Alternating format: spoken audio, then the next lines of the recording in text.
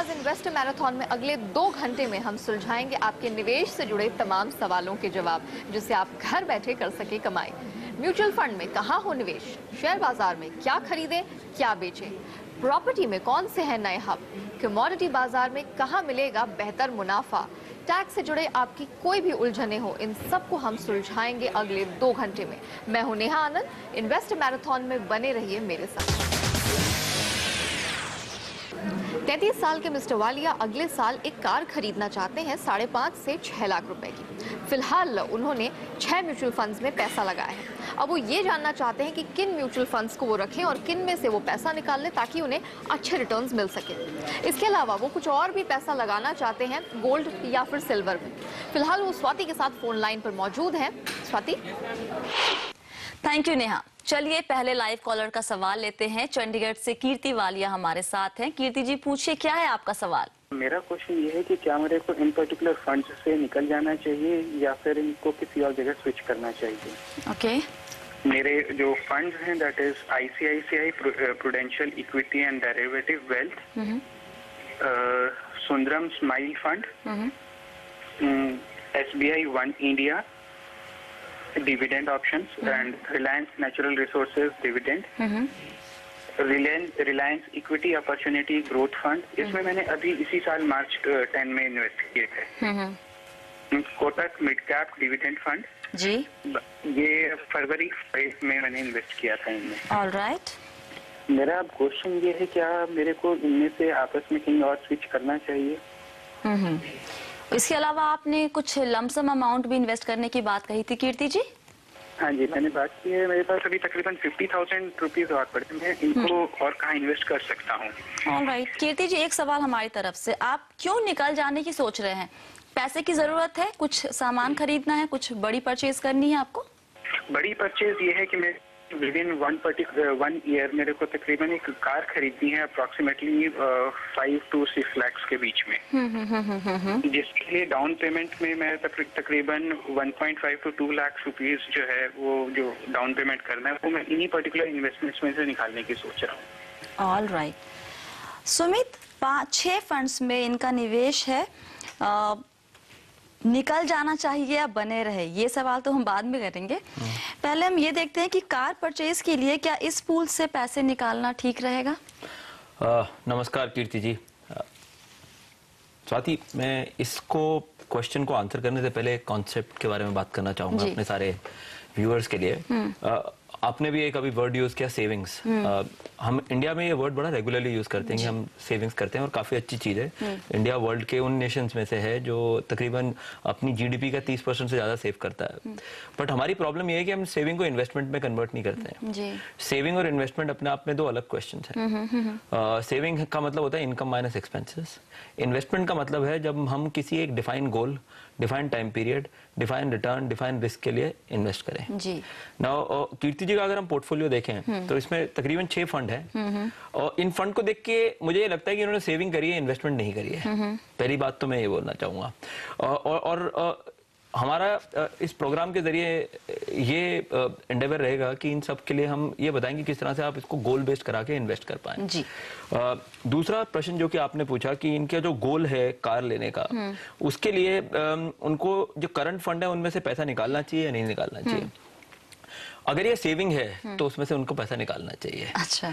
और अगर ये इन्वेस्टमेंट है जो कि एक गोल लिंक्ड है तो उनको नहीं निकालना चाहिए। और हमारा मानना है कि ये सेविंग है, अभी इन्वेस्टमेंट नहीं है, बिकॉज कोई गोल नहीं दिख रहा हमें, तो उनको इन फंड में से पैसा निकाल लेना चाहिए। बिकॉज अभी एक उनका गोल है कि मुझे कार लेनी है, शॉर्ट टर्म गोल एक सामने बिल्कुल, जो अपने आप में बहुत अच्छा गोल है कि मुझे कार खरीदनी है। तो इसके चलते हमारा एडवाइस कीर्ति जी के लिए होगा कि अगर आप अपने फंड्स के अंदर देखें तो उनके पास ICICI Pru equity and derivatives हैं, जो कि उन्होंने काफी टाइम से दिसंबर 06 से लिया हुआ है। इसकी परफॉर्मेंस बेंचमार्क के सामने इतनी कुछ खास रही नहीं है, बिकॉज डेरिवेटिव ओरिएंटेड फंड है एंड काफी अच्छा इन्होंने परफॉर्म नहीं किया है। तो एक तो हमारा ये रिकमेंडेशन होगा कि आप अपनी करंट गोल के लिए इसमें से रिडेम्पशन ले सकते हैं। ओके। देन दूसरी रिडेम्पशन अगर हम देखें, इनको हम सजेस्ट करेंगे कि एक रिलायंस नेचुरल रिसोर्सेज फंड है, जो कि बेंचमार्क के हिसाब से एक लार्ज कैप फंड है बट थीमेटिक फंड है, जिसके अंदर थीम थी कि नेचुरल रिसोर्सेज ओरिएंटेड कंपनी में लगाएंगे। इसकी भी परफॉर्मेंस कुछ कुछ हद तक बेंचमार्क के सामने अभी तक कुछ खास चली नहीं है। सो रिकमेंडेशन होगा आप इसको भी निकाल सकते हैं। ओके। इन दो फंड्स के साथ अगर वो अपना कॉर्पस को निकालें तो उनका ओवरऑल प्रोडक्ट जो है या कॉर्पस है सुंदरम स्माइल फंड के साथ, सुंदरम स्माइल फंड भी है उनके पास, उनको भी हम सजेस्ट करेंगे कि आप उनमें से कुछ निकाल सकते हैं। अच्छा। कुछ निकाले या फिर कंप्लीटली? नहीं, सुंदरम स्माइल पूरा निकाल दीजिए। अच्छा। टोटल इन तीनों फंड का मिला के उनके पास 1.82 लाख रुपीस हो जाता है आज की वैल्यू में। और जैसा कि उन्होंने अपना प्रश्न में लिखा है कि मुझे तकरीबन 2 लाख के आसपास डाउन पेमेंट के लिए चाहिए, तो 1.8 इज एक अच्छा अमाउंट है उनको रिडेम्पशन को यूज करने के लिए। अगर वो उसको पूरा 2 लाख करना चाहते हैं देन उनके पास SBI वन इंडिया फंड है, उसकी परफॉर्मेंस काफी अच्छी है, बट तब भी हम उनको रेकमेंड करेंगे कि उनमें से आप थोड़ा सा 20,000 रुपया निकाल के पूरा अपना 2 लाख रुपए कर लीजिए टू बाय द कार। जो इनकी अपनी कार का गोल है वो उनका पूरा हो जाएगा। तो सुमित, इस पैसे को निकाल के वो अपने सिर्फ सेविंग अकाउंट में डाल दें या फिर किसी डेट फंड में इन्वेस्ट रखे पैसा वहां पार्क कर सकते हैं? पहली बात तो उनको हम ये एडवाइस करेंगे कि अभी निकाल लीजिए। अच्छा। आपको बेशक कार अगले 1 साल में लेनी है, बट जिस तरह से अभी मार्केट परफॉर्म कर रही है, एक अच्छा टाइम है पैसा निकालने का, तो आप अभी पैसा निकाल लीजिए और एक शॉर्ट टर्म फंड जो डेट फंड होता है उसमें पार्क कर दीजिए अपना पैसा। जब भी आप राजी हैं या रेडी हैं कार लेने के लिए, यूजुअली हमने देखा है कि मार्च में बजट से पहले, फरवरी में बजट से पहले, उसके आसपास लोग काफी इच्छुक होते हैं कार लेने के लिए, तो वो अपने आप को टाइम कर सकते हैं वो शॉर्ट टर्म फंड में से निकलने के लिए। बस सिर्फ एक कॉशन हम उनको ये देंगे कि किसी भी शॉर्ट टर्म फंड या फिक्स्ड इनकम फंड या डेट फंड में जाने से पहले उनका एग्जिट लोड चेक कर लें। किसी भी एग्जिट लोड वाले प्रोडक्ट में ना घुसें, बिकॉज इस गोल के लिए इनको कभी भी पैसा चाहिए हो सकता है। इसके अलावा अब उनकी एक और चीज है कि 50,000 रुपए चाहते हैं निवेश करना। साथ ही उन्होंने ये भी कहा है कि गोल्ड सिल्वर में उन्होंने आज तक कभी निवेश नहीं किया। ऐसा लगता है कि उनको थोड़ा मन है उधर भी जाने का। तो इस 50,000 रुपए को आप कैसे इन्वेस्टमेंट के नजरिए से बांटते हैं?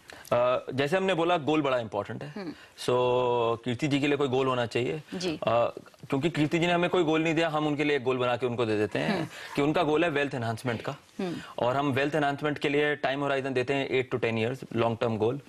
लॉन्ग टर्म गोल के लिए मतलब ये है कि हम एक एग्रेसिव पोर्टफोलियो एलोकेशन कर सकते हैं, और इस पोर्टफोलियो एलोकेशन के अंदर 80% इक्विटी 20% डेट में होना चाहिए। ये 80% डेट इक्विटी जो है ये लार्ज कैप फंड और मिड कैप में डिवाइड होता है, तो काफी अच्छा है इनके लिए। और 20% फिक्स्ड इनकम फंड जो कि शॉर्ट टर्म और उसके लिक्विड फंड या डायनेमिक फंड के अंदर इन्वेस्ट हो, तो काफी अच्छा है। सो हमारा रिकमेंडेशन होगा इनको 80% इक्विटी ओरिएंटेड फंड में डालने का, 20% डेट ओरिएंटेड फंड में डालने का, 8 to 10 years का होराइजन रखने का, और इतनी पेशेंस रखें कि उस टाइम तक फंड को रहने दें, बीच में पैसे ना निकालें। बिल्कुल, कोई बीच में शॉर्ट टर्म गोल जैसे कार का है उस टाइम मान लीजिए कुछ और शॉर्ट टर्म गोल आ जाए और आप अपना पैसा निकाल लें, क्योंकि इक्विटी और किसी भी लॉन्ग टर्म होराइजन वाली इन्वेस्टमेंट में कंपाउंडिंग का मैजिक जो है वो लंबे समय में ही चलता है, तो उसको उस टाइम पे यूज कर सकते हैं। और लास्ट प्रश्न का उत्तर खत्म करने से पहले ये बोलूंगा कि कृपया फैशनेबल इन्वेस्टमेंट की तरफ मत जाएं। आजकल गोल्ड सिल्वर बहुत बोला जा रहा है, बहुत बात करी जा रही है। एक रिटेल इन्वेस्टर निवेशक को ये ध्यान में रखना है कि अगर उनका कॉर्पस इतना बड़ा नहीं है, अगर वो 50,000 रुपए डाल रहे हैं, 5,000 रुपए ज्यादा गोल्ड में डालने से या सिल्वर में डालने से कुछ ज्यादा एलोकेशन उनकी बढ़ेगी नहीं, उल्टा कंफ्यूजन क्रिएट होगी। इसलिए मेरा नजरिया ये रहेगा कि वो इक्विटी और फिक्स्ड इनकम में ही या डेट में बने रहे तो ज्यादा। टीके उपाध्याय जी ने इसी साल जनवरी के महीने में 10 साल के लिए SIP शुरू की है। अब वो जानना चाहते हैं कि 10 साल के बाद उन्हें कितना पैसा मिलेगा और क्या उनके चुने हुए फंड्स ठीक हैं। चलते हैं स्वाति के पास, जिनके साथ इस वक्त म्यूचुअल फंड एक्सपर्ट बैठे हुए हैं। स्वाति, आज दर्शकों के सवालों के जवाब देने के लिए हमारे साथ हैं फ्रीडम फाइनेंशियल प्लानर्स के फाउंडर एंड CEO सुमित वैद्य। जैसलमेर से टीके उपाध्याय ने हमें फोन किया है। उपाध्याय जी, पूछिए क्या है आपका सवाल? मेरा सवाल है, मैं कुछ म्यूचुअल फंड में कर रहा है, 8,000 रुपए पर मंथ में दे रहे हैं। पहला फंड का नाम है IDFC प्रीमियर इक्विटी प्लान है, 2,000 पर मंथ। उपाध्याय जी, आपके फंड्स के नाम हमारे पास है, आप सवाल क्या पूछना चाहते हैं ये बता दीजिए। ओके मैम, मेरा क्वेश्चन नंबर 1 ये है कि कितना मैक्सिमम अमाउंट मैं 10 साल के बाद पा सकता हूँ। अच्छा। और दूसरा सवाल है, आपके ओपिनियन से मेरा सिप सिलेक्शन कैसा है? अच्छा। मुझे एक और करना है। और मैं कुछ लमसम अमाउंट ABFC टॉप 100 में किया है 27,000 जी। तो उस फंड में अभी मुझे 67,000 का वैल्यू मिल रहा है। मैं इसे क्या करूं, बेचूं या रख दूं? ऑल राइट, ठीक है। और उपाध्याय जी, आप ये पूरा इन्वेस्टमेंट जो अभी आप कर रहे हैं, कोई गोल आपने डिफाइन किया है? रिटायरमेंट के लिए कर रहे हैं, बच्चों के लिए कर रहे हैं, घर खरीदना है, कोई भी गोल है आपके सामने? मैं तो चाहता हूं कि जब मेरे पास अधिक से अधिक पैसा हो जाए उस हिसाब से मैं अपना टारगेट सेट करूं। ऑल राइट, अच्छा, इनका गोल बड़ा इंटरेस्टिंग है। ये थोड़ा घूम कर आता है, अब पहले पैसा बनाऊंगा, उसके बाद गोल डिसाइड करूंगा। तो समय तो बहुत कम है अभी हमारे पास सुमित, लेकिन फटाफट इनके पोर्टफोलियो को चेक करते हैं। पहले 8,000 का इन्वेस्टमेंट अभी है 6 फंड में। हाँ जी, क्या लगता है एक पोर्टफोलियो में 6 फंड आपके मुताबिक और 8,000 के लिहाज से? पहली बात तो उपाध्याय जी आपको कॉम्प्लीमेंट देंगे कि आपने जो ये 6 फंड चूज करे हैं बहुत ही अच्छे फंड है। और खासकर अगर आप जैसलमेर जैसी जगह में बैठ के एयरफोर्स में होते हुए आप इतने अच्छे फंड चूज कर रहे हैं, बहुत अच्छी चॉइस है ये।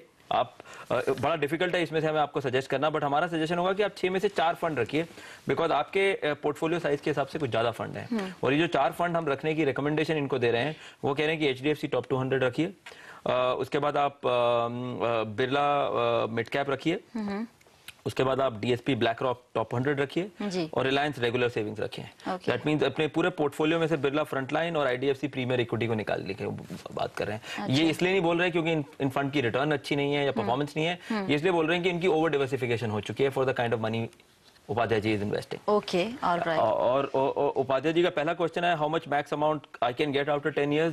उपाध्याय जी ये क्वेश्चन ऐसा है कि इसका आंसर तो भगवान भी नहीं दे सकते हैं कि आपका पैसा कितना बनेगा, और ये एक बड़ा लॉजिकल आंसर है इक्विटी मार्केट में कि बड़ा मुश्किल होता है एक्सट्रापोलेट करना कि कितना रिटर्न बनेगा।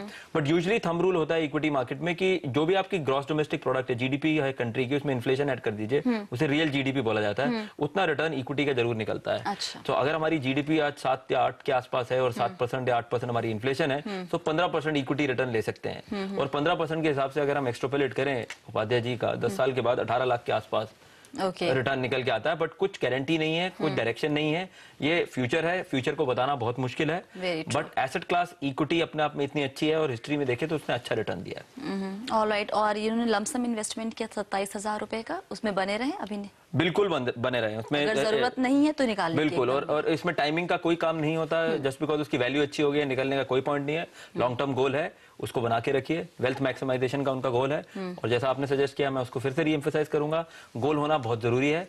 गोल के थ्रू अपनी आप सेविंग को इन्वेस्टमेंट बनाइए, अदरवाइज वो हमेशा सेविंग रहेगी। तो उपाध्याय जी प्लीज थोड़ा आप डायरेक्शन चेंज कीजिए, पहले गोल बनाइए, उसके हिसाब से इन्वेस्टमेंट कीजिए तो ज्यादा बेहतर होगा।